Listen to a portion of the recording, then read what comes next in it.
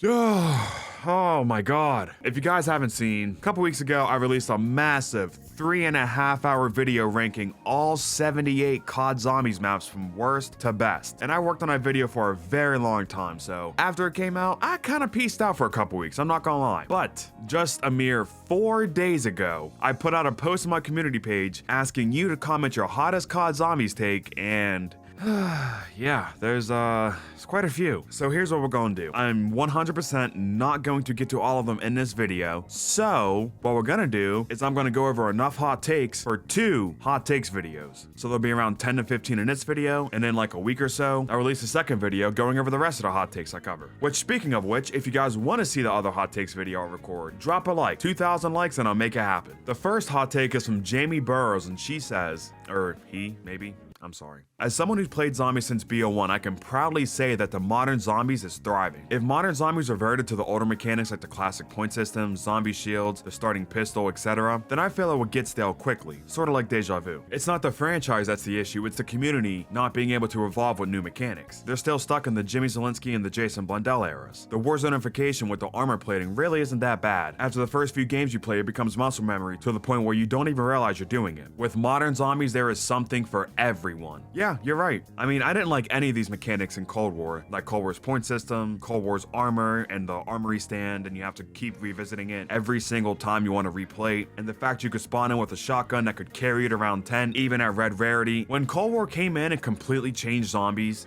and got rid of all the older mechanics and tried to freshen things up, I didn't like it. And to be honest, I still don't like Cold War's mechanics when I go back and play it to this day. But in BO6, they have made a lot of these mechanics better. Like, for example, being able to manually replate instead of having to just go to the armory stand every single time you need armor, and going in the menu and selecting it and probably dying if you were in a high round trying to do that. The starting pistol issue isn't as bad because you can't spawn in with some super busted gun that you don't need to upgrade until around 10, like you could in Cold War with the Gallo or the Howard or the Street Sweeper. I will say though, the one thing in BO6 that I'm still not a fan of is the point system. I am going to disagree with you here. Since BO6 still has the modern point system, it still does have the problem that Cold War had, where if you make one mistake in a game and you go down, that's GG's. The game's over. You can't come back from it. The thing that was so nice about the older point system, besides the fact that it allowed you to play with whatever weapon you wanted to, so you could either get a really strong gun and trade off your points for some damage, or you could have a weaker weapon and rack in the points, but then again, you have a weaker weapon, so there's a greater chance you could die. The other thing that was really great about the OG point system is that since you got 10 points per hit marker, if you went down around 25, you would still have a way to get a bunch of points really fast to get your perks back to stay in the game. But like I said, in BO6, this ain't an option. You either gotta pray that you had enough points before you went down, or hope you can survive multiple rounds with the super sprinting zombies so you can build enough points back to get all your perks. And you're back to square one where you have no points. So don't go down again. If you do, that's actually GG's. Nothing you can do. Big Jonesy says, World War II Zombies was amazing. The skin unlock challenges were some of the best additional content ever. Now, I don't like World War II Zombies. I never did like World War II Zombies, and I'm not gonna sit here and pretend that I do. But one thing from World War II Zombies that I always did like were the character challenges. World War II Zombies still, out of any zombies game in history, even more so than BO6, World War II Zombies still to this day has the best character selection out of any zombies game. You have your 4 characters in your set crew that you can play as for the story and for dialogue and whatnot, but you also have, like, I don't know, it's been a while, like 5 years, but there's like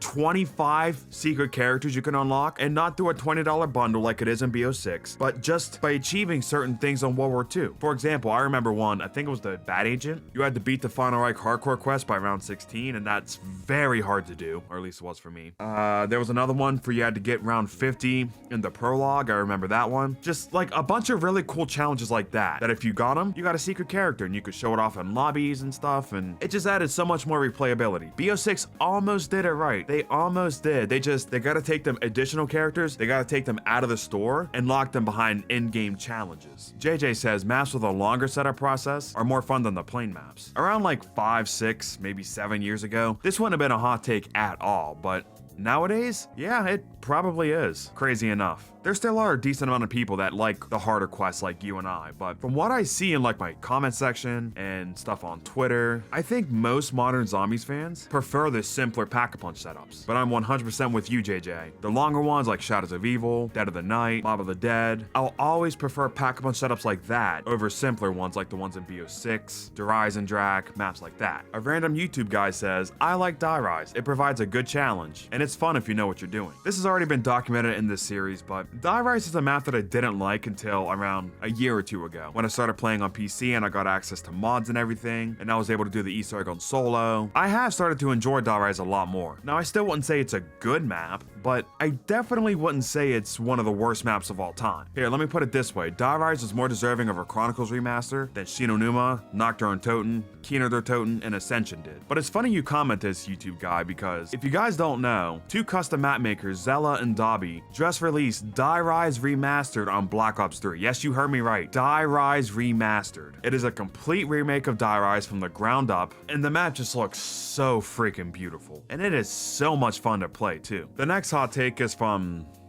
not even gonna try it, but they say Alpha Omega is one of the best maps. It has a strong sense of character, great sound design, and that distinct Atomic Village vibe. It's the last Treyarch map that truly captures this level of personality. Perhaps only Malware comes close. Now, last part first. Malware's vibe is okay, but I don't think it's anywhere near as good as like Alpha Omega's or most of BO4's. You say Alpha Omega is the last map to truly feel like this? I think Terminus has a fantastic atmosphere with its skybox, its lighting, its sound design. Terminus is just a really good map, personality-wise. But going back to Alpha Omega, I wouldn't say it's one of the best maps, but it does have a lot of good going for it. It's the only map where Primus and Ultimus are playable at the same time. We have Elemental Raygun Mark II Wonder Weapons and Avogadro boss fight. There's just so many cool things in this map. But one of the replies to this comment says, the Electric Nova Crawlers ruined this map for me. And I think you misspoke, because it's not the Electric Crawlers that ruined this map. They have their moments, they can be annoying at times, but for the most part, they're nowhere near as annoying as like the Jumping Jacks, or the Valkyrie drones, or enemies like that. The enemy that ruins this map is the yellow Nova 6 bombers. They are the zombies that make the zombies super sprinters, and mess up the zombies' pathing, and shut down Pack-a-Punch repeatedly. The Nova bombers are what ruined this map, at least for me. The next hot take is from Joe, and he says, Treyarch tries to listen to player feedback, but they struggle because there are so many people complaining about everything. No matter what Treyarch does, there is always so much hate in this community. Treyarch's really been trying with BO6 to make this like the ultimate fan service game. Like the BO3 fans want Goblin comes back, guess what? There you go. The Cold War fans want simple Pack-a-Punch setups and fun round progression.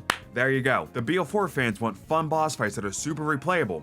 There you go, have fun. They really did try to go for every type of player in this game, and although they haven't completely failed, one of the reasons why it seems like Treyarch's never making any progress with zombies is because they keep trying to cater towards each player base. In BO6, they're trying to appease to every single fan base, but the thing is, when you try to appease to every single fan base, you're actually not appeasing to any of them. Because like it or not, Zombies fans are Zombies fans, but besides the fact we all like something called Call of Duty Zombies, we all have different opinions on the mode. So they can't listen to what everybody has to say and try to tweak things accordingly to what every single player base wants. Otherwise, we're gonna have a situation where they try to cater to both fan bases, but neither one are particularly happy. The next hot take is from channel member Jabro, and he says, Victis deserves to come back. Every other crew is dead or got a resolution through radios, but Victis is just in the dark ether doing nothing, I guess. Yeah, that is exactly what they're doing. They are quite literally in the dark ether, running for their lives. But yeah, we know what happened to Primus, we know what happened to Ultimus, we know what happens to the Shadows crew, we know what happens to the Mob crew. It would be really cool to see Victis come back, because after years of teasing bringing them back since BO2, they finally brought them back and tagged their Toten, and made them the best they ever were,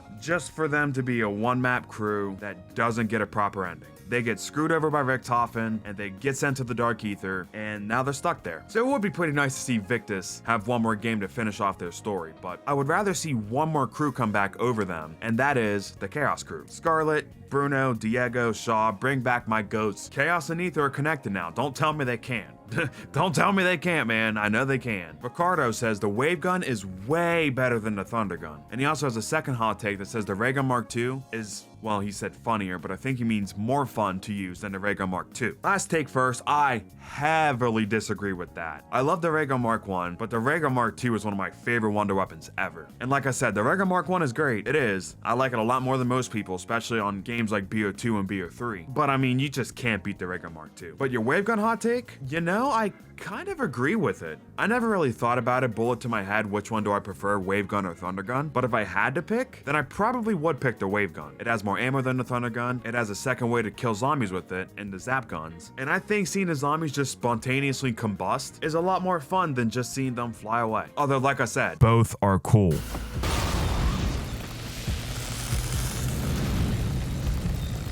Here we are, ladies and gentlemen. What is this, you might ask? Welcome to the part of the video where I give you one of my hot takes. I'm gonna say a hot take here, explain myself briefly, and then we'll jump back in the comment section and finish off this video with your guys' hot takes. My hot take for this video is that the Magma Gat is better than the Acid Gat. I don't mind the Acid Gat. I think it's a pretty good wonder weapon, but it was mainly used as a defensive weapon. Like, you'd mainly train with another weapon, and if you got caught in a horde and you were about to die, then you'd pull out the Vitriolic Withering and spam it on the ground to get the zombies off of you. You didn't really use this thing to kill the horde of zombies. But with the Magma Gat, you can. You can get a horde of zombies and shoot a shot at this, and it'll kill all of them. Not only that, but it also works like a defensive weapon like the Vitriolic Withering. So if you're about to die, shoot both shots of the Magma Gat on the ground, and the zombies will chase it, just like they do with the Acid Gat. The Magma Gat's just the Acid Gat, but better, in my opinion. Well, I mean, not literally. Obviously, there are different effects that kill differently, but you get what I'm trying to say. But there's my hot take. Let me know what you think about the hot take and this little segment. And with that being said, let's jump back to your regularly scheduled programming.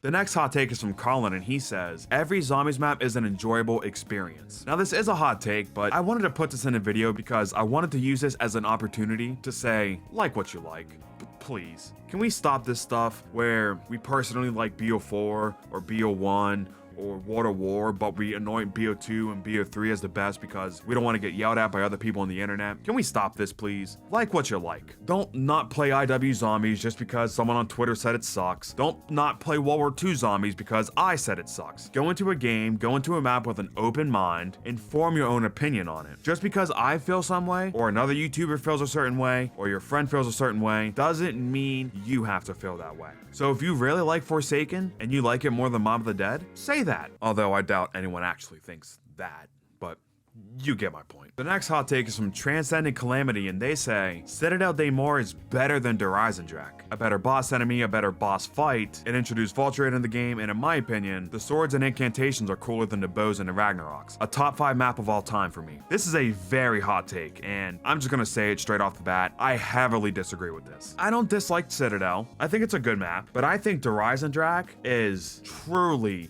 one of the best. Let me break down your comment and give you my thoughts on it. Citadel has better side Easter eggs. I disagree. Citadel has their PhD bartender Easter egg, which is cool, but it does get boring after a while, especially if you start it at the end of a round. Like, there's like 5-10 zombies left and you don't know, and you start it and you have to wait like 30 seconds to continue the step. Or if it's a bug round and you just have to wait and pray you gave enough zombies drinks so you can actually get PhD. It's a cool Easter egg, but it's not coded perfectly. There's that, and there's the Rat King Easter egg, which is just like the crown on the helmet. There's the... I'm drawing a blank. Is that it? Those are all the ones I can think of. I mean, there's the dive out of the cannon 100 times, clock tower Easter egg or whatever it is, but I mean, that's so stupid. Der Eisendrache, however, has the plunger, which can one-shot the panzers in a boss fight. It has the gondola, which can give you a bunch of random drops, a pack-a-punch ray gun. It has the second gondola, which can give you free monkey bombs, a free pack-a-punch haymaker, or a free packed man of war. It's got the disco Easter egg, which is still, to this day, one of the simplest Easter eggs ever, but it's one of my favorites ever. And last but not least, it's got the Panzer Claw. So Der Eisendrache, in my opinion, wins the side Easter eggs. But let's talk about the boss enemy. You got the Panzer versus the Amalgam and the Doppelgast. The Doppelgast is a solid enemy. He's not my favorite, but he's not my least favorite. I do enjoy fighting him in game, but I don't enjoy fighting him as much as I enjoy fighting the Blightfather or the Margwa or the Panzer. Even though I prefer the Origins Panzer over the Der Eisendrache Panzer, I would still rather fight the Der Eisendrache Panzer over the Doppelgast or the Amalgam. And I didn't even mention the Amalgam's not even an original enemy. At least with the Panzer and Der Eisendrache, they reworked how he works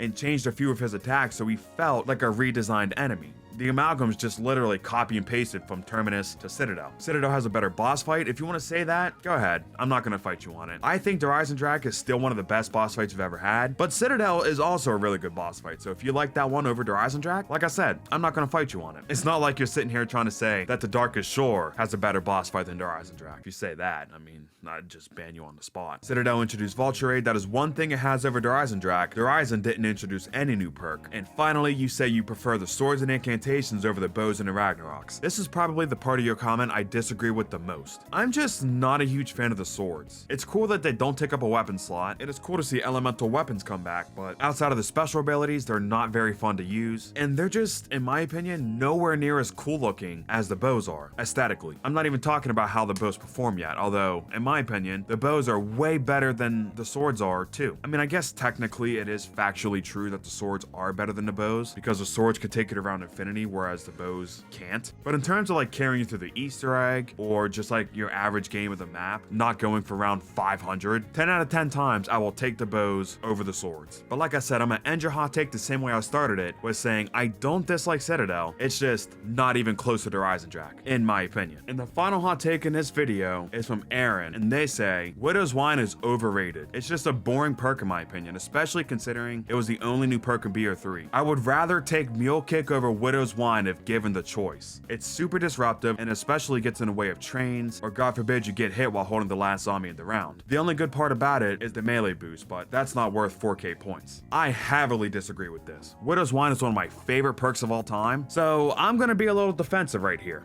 Let's break this down. I will give you this. It was lame that Widow's Wine was the only new perk in BO3. I remember the community booting up Zetsubo and Garad Crovey and Revelations and immediately popping the round 1 perkaholic to see the new perks on the map, and there was none. And people were just livid. And this was when people were campaigning for Banana Colada to come in the game, and it just didn't. No perk did. It's kind of a shame. But you say it's super disruptive and it gets in the way of trains. On a normal game, I might agree with this. I might. But in BO3, the zombies swipe so freaking fast that if you have Widow's Wine and it goes off in a horde of zombies, it's not the end of the world, because that's gonna slow down the zombies and stop them from being able to swipe one hit each on you and kill you in like a half a second. Widow's Wine will get rid of that happening. Not only that, but you even have a way to get infinite Widow's Wine drops, because if you have a Widow's Wine grenade explode in a horde of zombies, then you can just kill that horde and you will guaranteed get 2 to 3 Widow's Wine drops. But if you don't like using it in trains, or especially when you're holding the last zombie, just throw them away. You can literally just chuck your Semtex and throw it away, and then it's not a problem anymore. So that way you can still have it to help you on the hard Easter egg steps and help you mid-round, but the last zombie in the round is not going to screw everything up. And you say the only part you enjoy about it's the melee boost? That's the only part about it I dislike. Because, I mean, it's like you say, it's 4,000 points, and it makes your knife a one hit until round 5. Which, are you gonna have 7,000 points to buy your way to Widow's Wine and buy Widow's Wine before round 5? No? Didn't think so. But besides just how the perk functions, I don't know how you can say it's a boring perk when it has one of the sleekest perk designs ever, and it has one of the best perk jingles ever. And by the way, it fits Shadows of Evil, the map that it debuted on. It fits it perfectly. Although I can see where you're coming from in some aspects of your comment. Like, it is annoying when you get hit with the last zombie with Widow's Wine, and that ruins the round. For the most part, I just straight up disagree with you. And I don't know if I was able to change your mind with what I said, but if I wasn't, then we'll just have to agree to disagree, and that's just that. Thank you all so much for watching this video. Hope you guys enjoyed. Like I said earlier, 2,000 likes, and we'll drop the second Hot Takes video. Huge shout out to my members. Thank you all so much for watching. I love each and every one of you. Click here to watch me rank every single map in Zombies history. Thank you all for watching, and I will see you all in the next one. Peace out.